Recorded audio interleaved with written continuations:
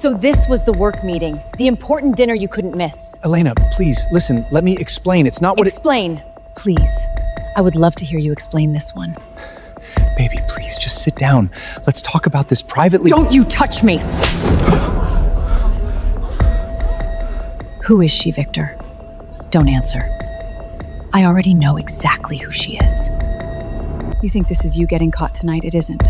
I've known for months, Victor. What are you talking about? Known what? Elena, you're not making sense. The late meetings, the hotel receipts, the phone you started taking into the bathroom. I've known about all of it for a very long time. If you knew, then why are you here? Why now? Sophia, tell her it's not— Victor, I work for your wife. What? She hired me 2 months ago. Everything you said to me, every text, every plan for tonight, she has all of it. You set me up? This whole thing was a trap? You made it so easy.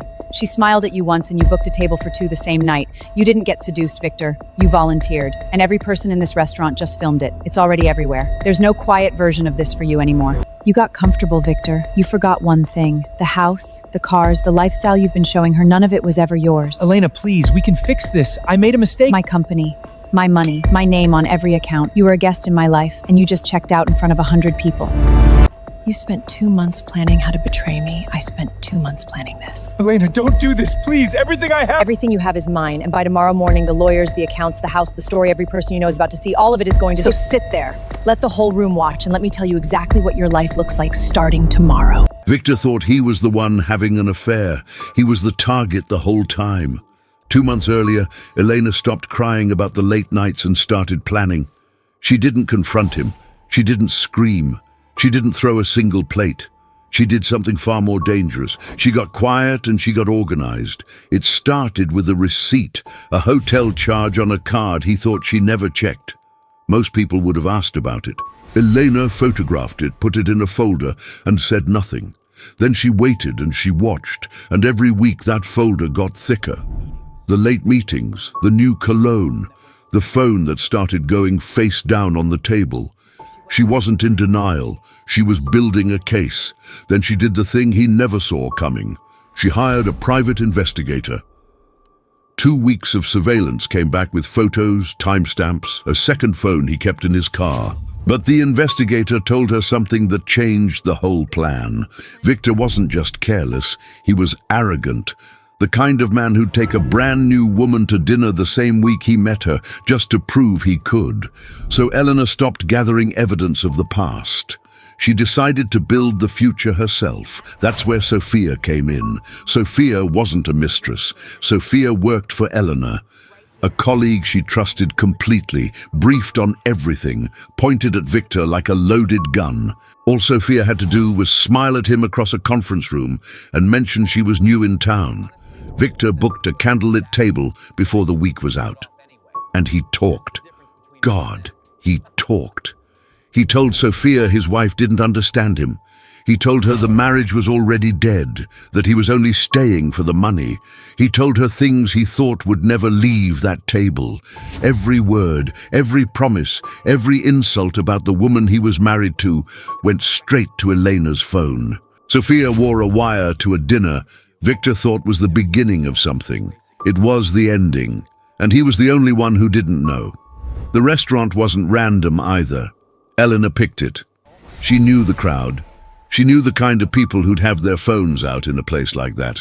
She knew a man like Victor would panic in public and make it 10 times worse than it had to be.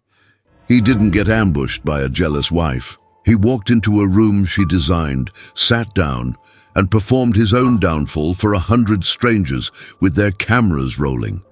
And the money. That was the part he forgot while he was busy feeling powerful. The house was hers. The cars were hers. The company that paid for the suit he got caught cheating in was hers. Everything Victor used to impress Sophia, the watch, the reservations, the black card, it all belonged to the woman he was mocking between courses. Victor never had leverage. He had an allowance, and he spent it courting a woman who was reporting back to the person who signed the checks. When Eleanor walked through those doors, she wasn't losing control. She was collecting. She let him grovel. She let him lie one last time. And then she told him the truth in front of everyone, that she'd known for months that Sophia worked for her, that every word was recorded, that the accounts were already frozen. She'd signed the divorce filing that morning. Before the dinner, she knew exactly how the night would end because she wrote it. By morning, it was everywhere. The video, the story, the version of himself he could never take back. Sophia went back to work like nothing happened, because for her, nothing did. Eleanor's lawyers went to work too.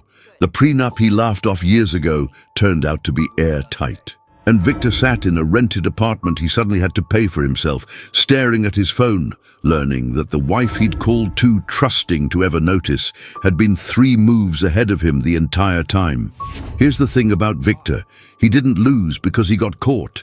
Getting caught was the easy part. He lost the moment he decided the quiet, generous woman across the breakfast table from him was too soft to ever fight back. He mistook her patience for weakness. He mistook her silence for permission. So ask yourself something. The person in your life who never raises their voice, who forgives, who lets things go, who you're absolutely sure would never do anything about it, are they actually weak? Or have you just never in your entire life given them a real reason to show you what they're capable of? Because Victor found out the hard way, and by the time you find out, it's already done.